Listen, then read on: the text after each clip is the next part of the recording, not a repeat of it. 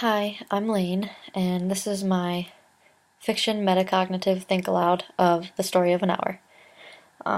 To start, for the pre-reading strategies, I googled Kate Joplin, and because of the time period in which she wrote this story, I'm going to make a prediction that there's going to be some language and words that I'm not used to hearing or may not be able to quickly pronounce. And I decided to tackle the setting pre-reading strategy. I read a snippet of the story that stood out to me, and it went, "She wept at once with sudden, wild abandonment in her sister's arms." So I'm going to further my prediction that the story is about a set of sisters that have something very emotional happen to them. So, knowing that Mrs. Mallard was afflicted with a heart trouble, great care was taken to break to her, as gently as possible, the news of her husband's death. It was her sister Josephine who told her, in broken sentences, veiled hints that revealed in half concealing. Her husband's friend Richards was there too, near her. It was he who had been in the newspaper office when intelligence of the railroad disaster was received, with Brentley Mallard's.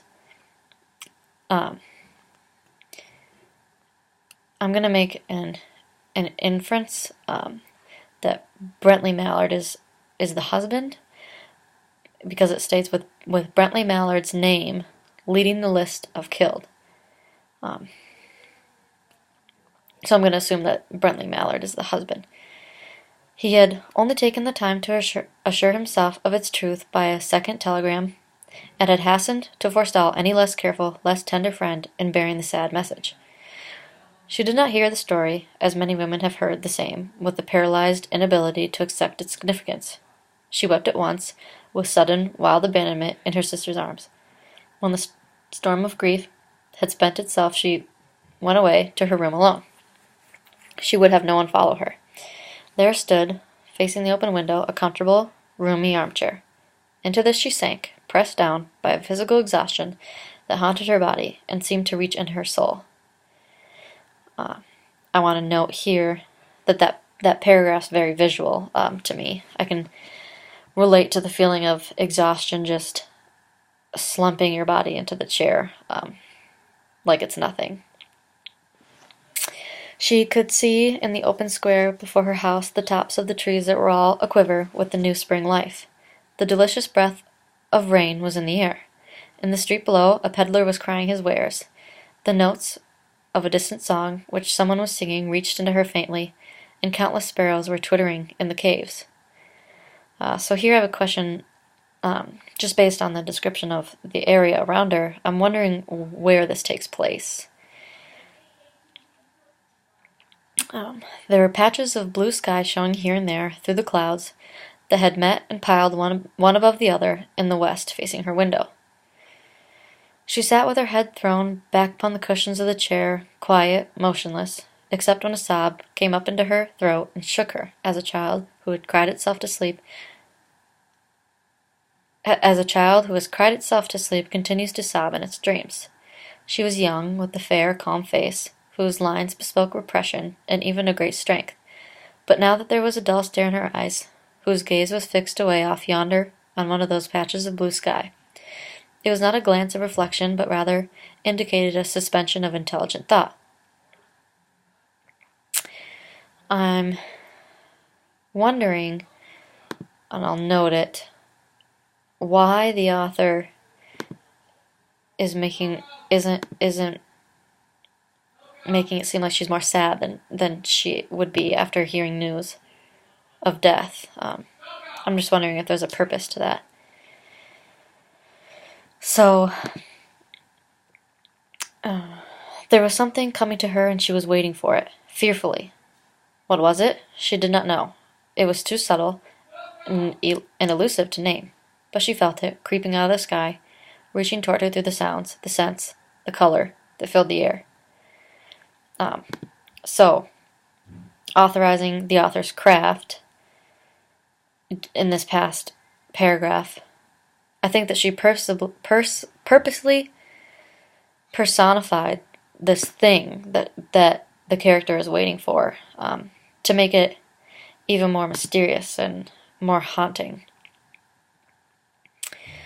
Now her bosom rose and fell tumultuously. She was beginning to recognize this thing that was approaching to possess her, and she was striving to beat it back with her will, as powerless as her two white, slender hands would have been.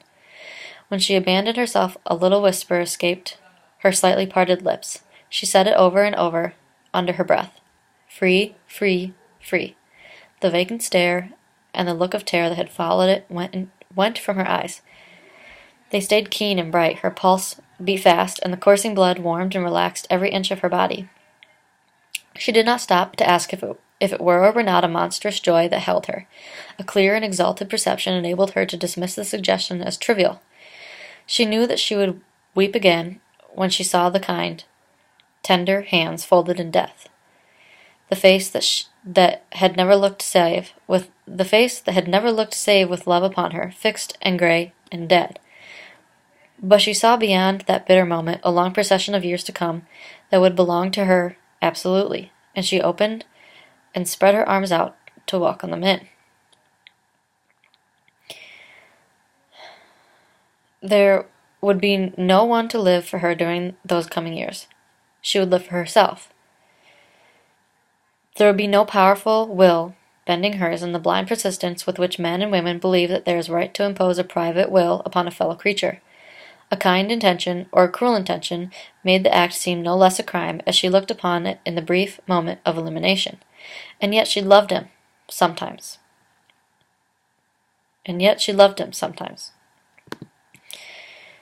Often she had not. So I'm just gonna infer here that she really didn't love her husband. Maybe perhaps she did sometimes, but I think that there was something wrong in the marriage.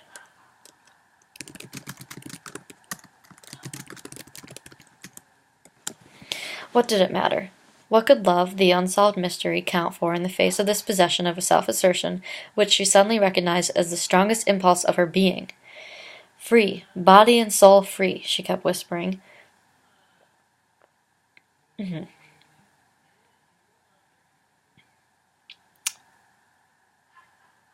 I just want to clarify. My thought here is that she's almost feeling relieved from the news of her past husband. But it could be something else. I'm not sure. So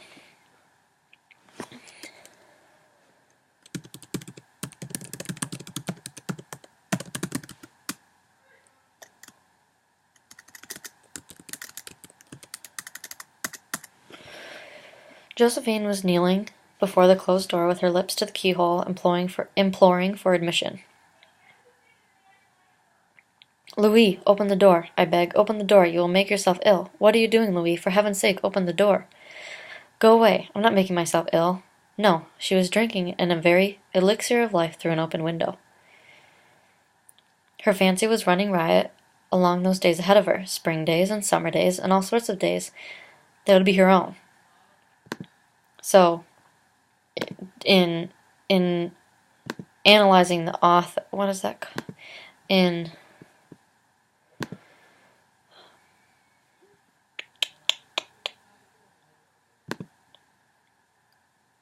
Analyzing author's craft. I can't remember what type of literary device it is, but where she says spring days and summer days and all sorts of days that would be her own. The author, I think, purposely did that to emphasize the impact that the character has on knowing now that she has all these days ahead of her. So she breathed a quick prayer that life might be long. It was only yesterday she had thought with a shudder that life might be long. She arose at length and opened the door to her sister's importunities. There was a feverish triumph in her eyes, and she carried herself unwittingly like a goddess of victory. She clasped her sister's waist, and together they descended the stairs. Richard stood waiting for them at the bottom. Someone was opening the front door with a latchkey. It was Bentley Mallard, who entered. a little travel-stained, composedly carrying his gripsack and umbrella. He had been far from the scene of the accident and didn't even know there had been one. He stood amazed at Josephine's piercing cry, at Richard's quick motion to screen him from the view of his wife. But Richard's was too late. When the doctor came, they said she had died of heart disease, of joy that kills. So, I'm going to assume here that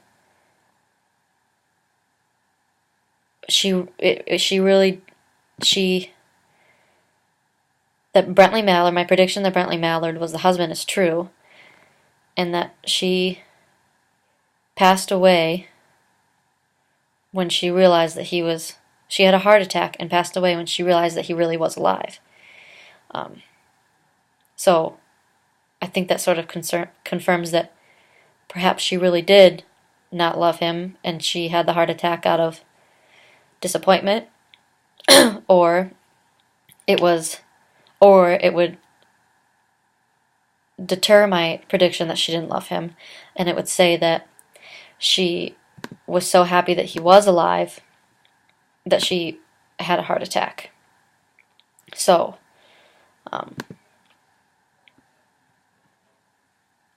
after reading Wise, I think evaluating, is this a credible piece of text? Is it objective, subjective credentials? Well, I guess that doesn't really apply here because it's not opinionated. It's fictional. So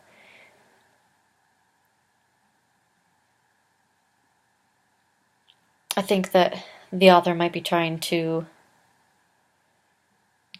touch light on the fact that not everyone is as happy as they seem that they are, or perhaps that she's trying to describe the way that how you feel can really penetrate into your life. So whether it was the description of the sadness or maybe the happiness of the girl. But I thought that the author did a really good job with this. I thought that the